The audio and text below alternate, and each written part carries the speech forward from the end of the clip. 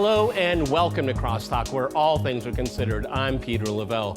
As promised, Donald Trump is off to the races. The new president has not wasted time undoing Biden's legacy and moving ahead with such issues as immigration.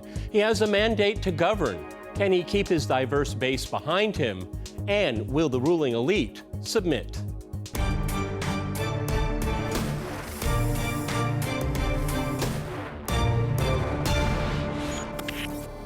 Cross-talking Trump, I'm joined by my guest, Patrick Henningsen in Plymouth. He is editor and founder of the 21st Century Wire. In Norton, we have Kyle Anzalone. He is an opinion editor at antiwar.com, as well as co-host of Conflicts of Interest. And in Los Angeles, we cross Ron Placone. He is a comedian and filmmaker whose movie Left at Wall comes out January 24th across multiple platforms. All right, gentlemen, crosstalk rules in effect. That means you can jump anytime you want, and I always appreciate it. Let me go to Patrick first in Plymouth. He wasn't supposed to be elected in 2016. He wasn't supposed to be elected in 2024. But here we are, okay? And we have the vantage point that he was 45th and now he's 47th. But I still really don't have a clear idea what he wants to do because, as I mentioned in my introduction, he has a very diverse base. MAGA is whatever you want it to mean. And I think a lot of people voted that way. So give me a checklist of the first few days of his administration. He's been signing his name a lot. Go ahead, Patrick. Sure, Peter. Yeah, I mean, the first thing is this is the Trump governing in 2025 is very different than the Trump that would have been governing in 2021.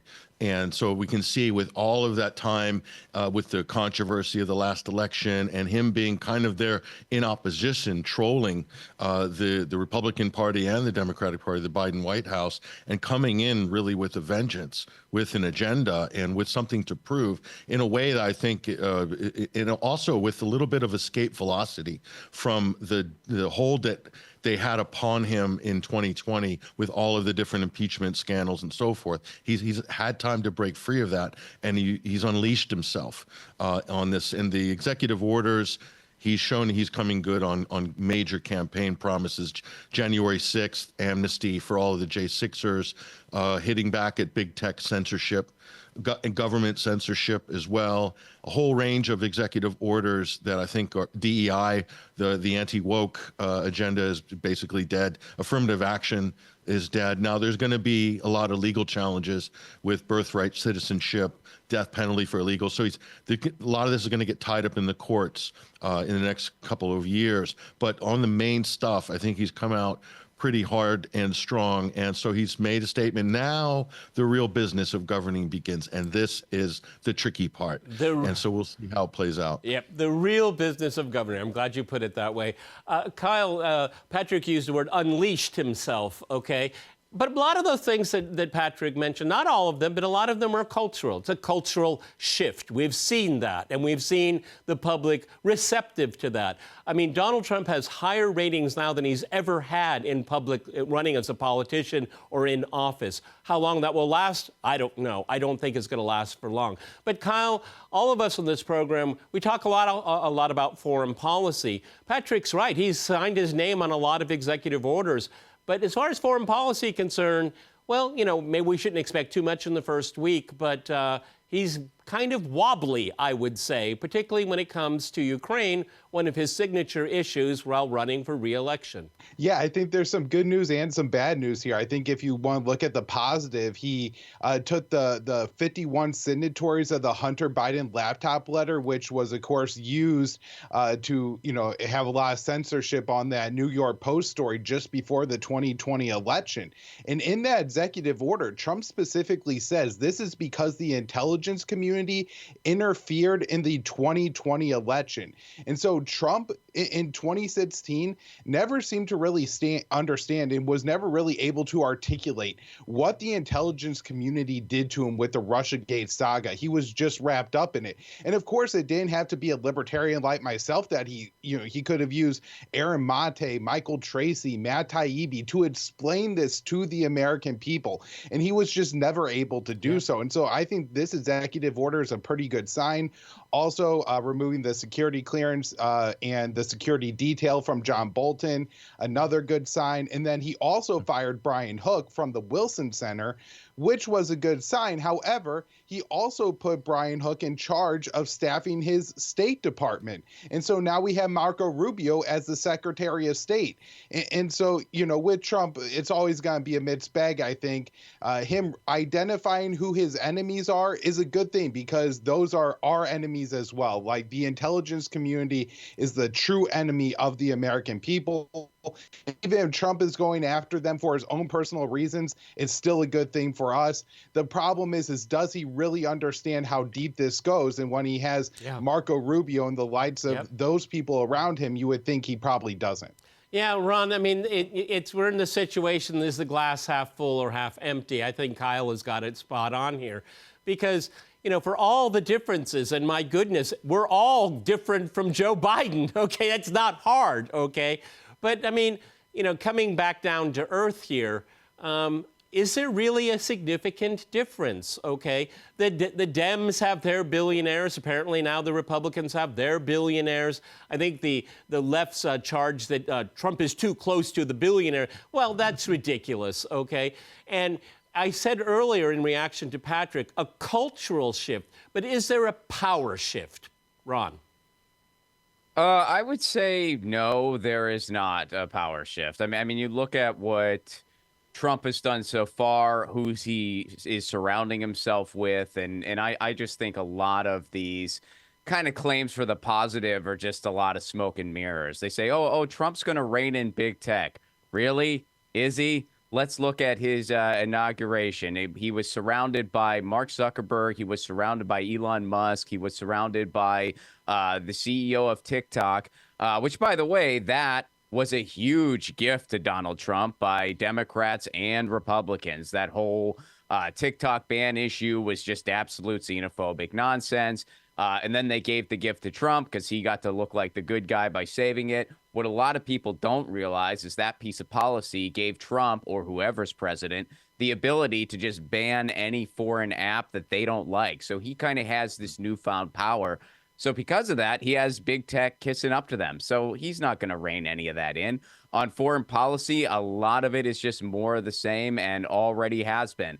On a lot of these executive orders, he's going to have a lot of messes ahead of him, in particular with some of these tariff ideas. I don't think anyone really thought that through. He's antagonizing Canada. We get a lot of energy from Canada. We also get a lot of our lumber from Canada. And now you're going to have a lot of Canadian stores that aren't going to have any American products on their shelves. This is going to make a lot of big businesses in the United States pretty mad, especially some beer companies. So he hasn't thought any of this through. A lot of the stuff he inherited foreign policy wise, of course, you can't just point your finger at him. He's only been president for a day or so. A lot of that is the horrific legacy of Joe Biden. But to get to the central question, is there really much of a change here? Not really. And that's kind of what you get when both teams, both political teams, have the same Wall Street sponsors. Yeah, well, Patrick, if it's more of the same, that might explain the whole thing with Greenland and Canada and Panama.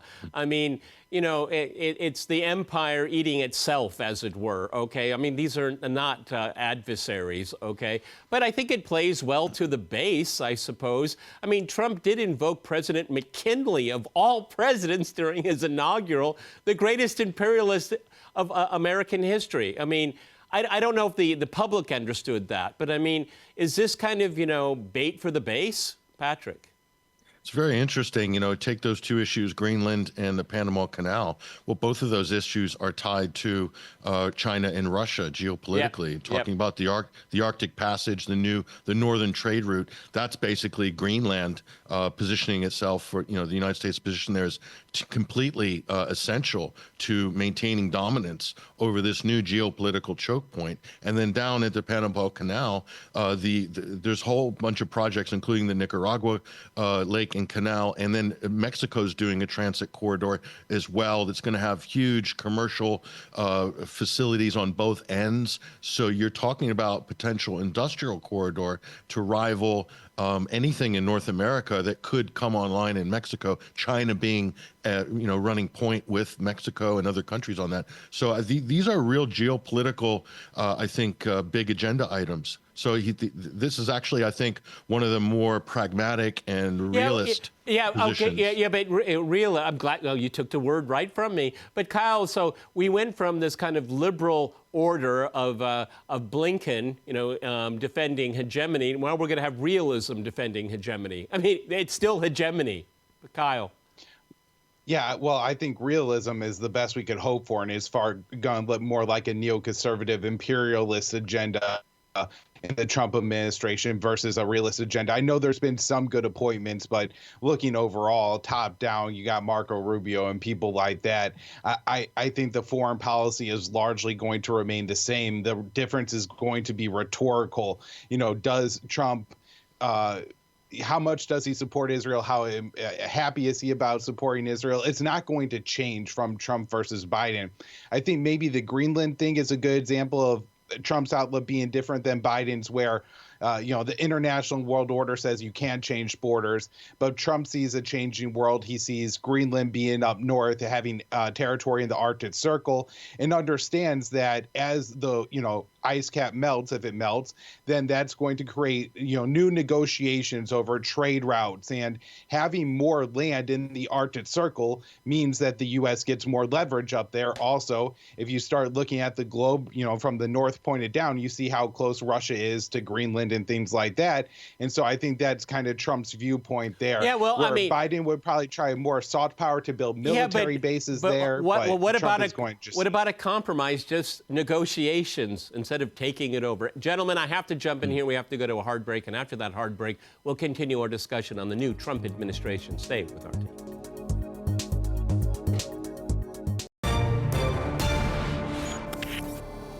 Welcome back to Crosstalk, where all things are considered. I'm Peter Lavelle. To remind you, we're discussing the new Trump presidency.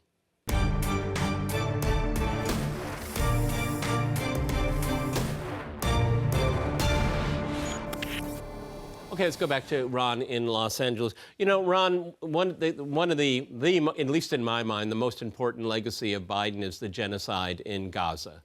That's what his administration will go down in history for. Now, on this program over the last few months, I've raised the specter of having the stench of genocide on your legacy, and Trump doesn't want that. That's been my position here. People have disagreed with me, said Trump doesn't care one way or another.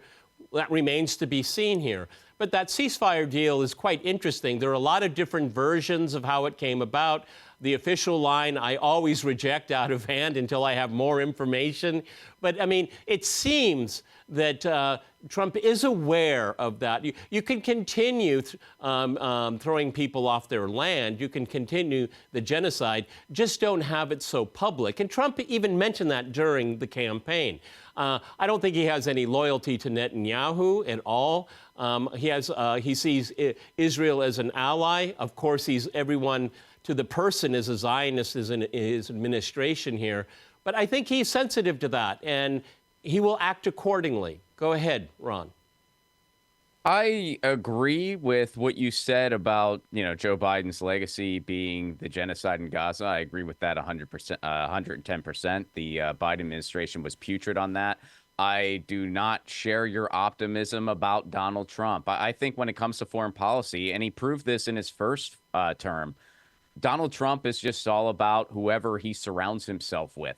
And as usual, he's surrounding himself with the same warmongers. He campaigned as a peace president the first time in 2016, and he ended up dropping a lot of bombs in his first term. The ceasefire situation was very interesting because you saw both Joe Biden and Donald Trump try to take credit for it, even though neither one of them actually supported it.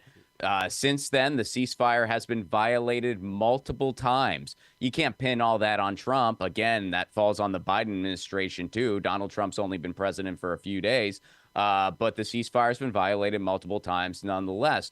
Also, the Trump administration has lifted sanctions as far as Israel settlers go, and that led to a new attack recently. And his new security advisor even hinted that they're definitely going to keep supplying Israel with weapons. They're not going to halt anything there. So I don't think Trump really cares either way. I don't think there's any optimism that he will be any different from the Biden administration when it comes to foreign policy and the genocide in Gaza. I sincerely hope I'm wrong there. I want to see peace. I don't care how it comes about. I just want to see peace. I don't care who gets credit for it. I just want it to happen.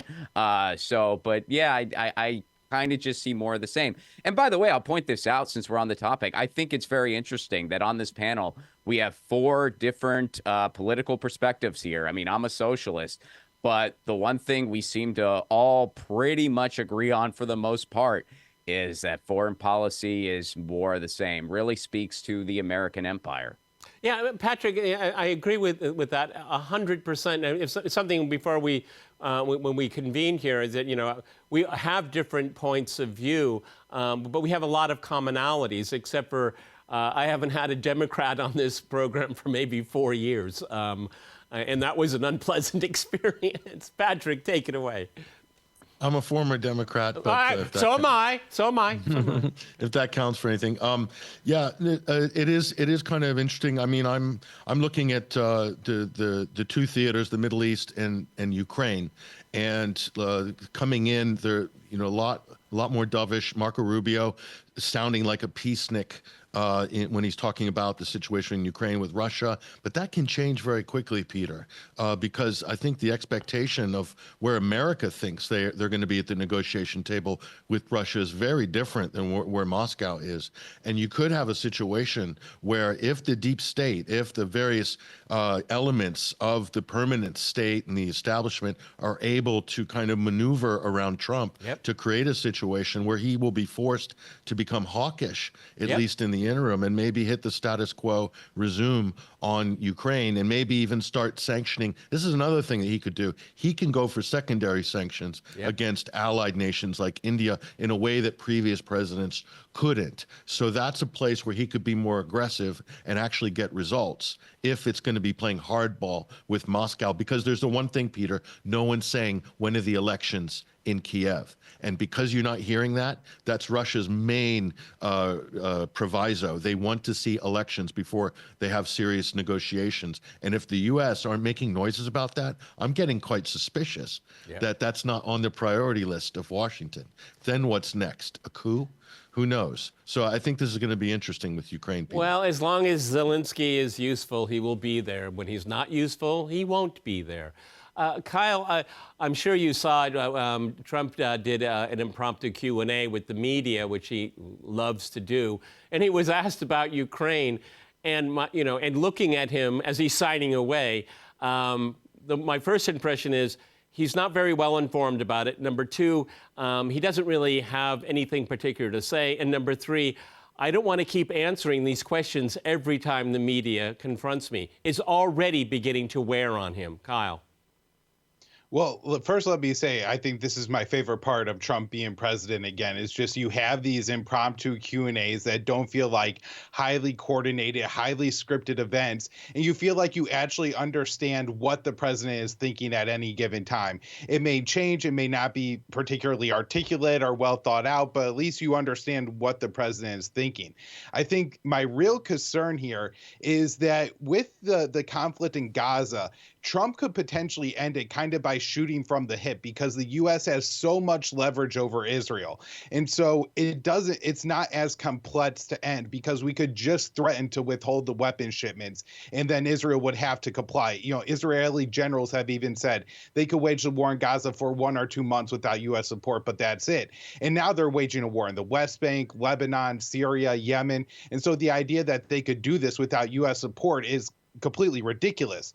Now, so maybe somebody shows Trump pictures of dead Palestinian children and he just has a moment and declares that no more aid to Israel unless they knock this off. I doubt that happens, but maybe that happens. He seems more interested in ending the war in Ukraine, but that's an incredibly complex knot to undo. I mean, a lot of these sanctions that are on Russia require congressional approval to take off. And so if we're going to end this conflict, Trump actually needs Congress to go along with it. Do you think, I mean, he has a 1 majority in the Senate. Do you think there's 1, 2, 3 Republican senators who won't vote to remove U.S. sanctions on Russia? And so I don't think Trump has, the bureaucratic understanding to actually get a deal done with Ukraine. And I think that's really unfortunate. And the Biden administration did a lot in their Trump-proofing program to make sure that I think for 6-9 months, Ukraine does have quite a stockpile of weapons that have been transferred to NATO countries that they're going to continue to dole out to Ukraine. And I think what they're hoping for is that they could get this long enough, 6-9 months, that now Trump feels like it's his war that he wants to win. Oh, and of course, his positions aren't good. It's already his war, everybody. It's already his war. I would just point out, everyone, that Trump was impeached for stopping arms to Ukraine. What do you think they're going to do to him if he does it to Israel? Ron, another important issue here. Trump ran on freedom of speech, and I liked what he had to say during the campaign. I also like seeing Zuckerberg cower in front of the administration for reasons that we would agree with. But what about the pro-Palestinian protests? And what about weaponizing the speech against dissent on that issue here? That remains to be seen. Pam Bondi, well, we're going to see what she's going to do. It's not all roses, gentlemen. Go ahead, Ron. Yeah, it's kind of interesting to me when people make it out like Trump is some free speech warrior. I mean, yeah, he says some nice things, but then actions kind of say otherwise. I mean, he cracked down on protests incredibly hard. A lot of people like to forget that Trump actually put the country under martial law at some point. You also have, again, the TikTok situation that I know came up last time. They're looking to kind of give that to an American company that will probably perform the same types of censorship that you see across social media. And let's be honest, one of the big reasons the TikTok thing came to the surface in the first place, the big reason was because a lot of Democrats and Republicans have money invested in domestic software and stuff like that. Yeah.